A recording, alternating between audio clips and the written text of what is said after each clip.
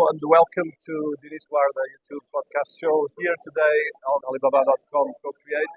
And I'm actually quite excited to welcome today and interview shortly Horst Heitz from Germany and one of the personalities as well, the SME Connect Steering Committee Chair for the European Union. Horst, thank you so much first of all for making it. Yeah, thank you that you want to have an interview with me. Well, I'm a huge European, and I believe that Europe needs to lead in a lot of ways. So, first of all, a bit about you. You can introduce yourself. Like you said, I'm the chair of the steering committee of SME Connect. SME Connect is a network and communication platform of over 30 business associations from Europe. So, it's a large network with over 1 million SMEs who are integrated through them. And we want to give them more visibility. We want to give them a voice in Europe, and we want to bring them together to make also business with each other.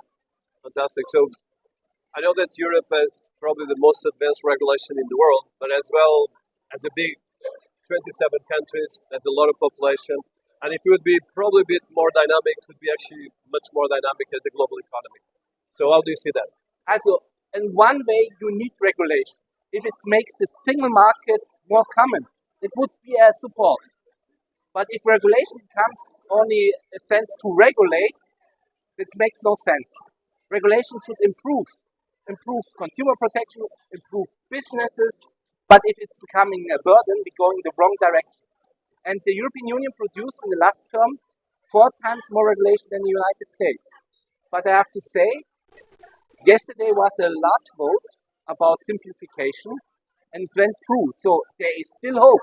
Okay, now fantastic. And now we need regulation as well, especially when it comes to the right one, the smart one. The right one. The and smart simple. one. And simple. Yeah, simple and smart. So talking about regulation and talking especially about, so AI is, I'm working a lot in AI and I'm building AI. And there's a lot of things. There's a lot of, first of all, velocities. Actually, I just wrote recently a paper about the global AI divide, where the US and even China is much more advanced than the rest of the world. Europe has a lot, but not so advanced. So first of all, from European Commission and all the European Union, how do you see artificial intelligence, first of all, and then secondly, how do you look at it related to the SMEs? Also, from the regulation point of view, I'm thinking that it is not wrong to regulate AI, but it's too early and too far. So I think the European Union makes a mistake to not favor the chances first, and then to see how a sensible regulation would be made by them. And I think this is now unbalanced.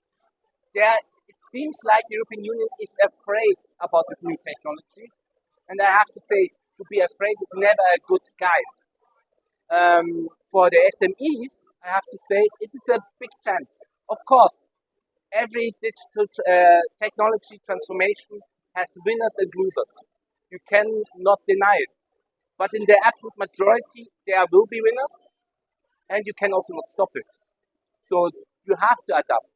Yes. But I think also for solo entrepreneurs, for self-employment, employed people and so on, artificial intelligence can really be a game changer in a positive way. I completely agree, and it's a key element. So you mentioned in the beginning that you are coordinating 30 organizations of SMEs in Europe, which probably touch most of the SMEs in Europe. So from your experience dealing with these associations and dealing with SMEs and as well dealing with the governments and with the European Commission, what do you think is the biggest challenges and the biggest opportunities? To navigate between these 30, you have to see SMEs are not a monolith. This is very diverse. The interests are diverse from the sectors, from the size, and from the regions. If you're from East Europe or from North Europe. So you have to come to a minimum consensus, and then you have to see the strengths.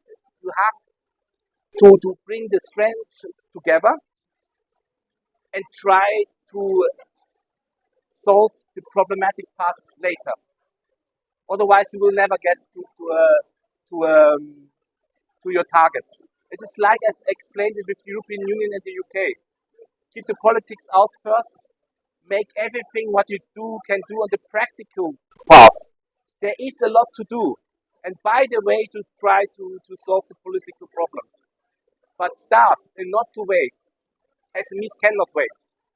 Completely with you. So, last question. We're going to do a second round, but the question I would like to ask is: so, from all the regulation the European Union has been making, that's fantastic things as well. There's not just. I know that there's a lot of red tape and things like that, but I think it's important, especially the velocity of AI. And I'm working in AI, and sometimes I get scared with what you can do and what it can be disrupted. So, what would be probably the best example you have when it comes to SMEs looking at regulation to empower them? And as well, other things within the European Union, like resources or things, both AI, digital transformation, or regulatory. I think what is the uncertainty for SMEs with the AI Act? What they can do wrong and how they will be punished.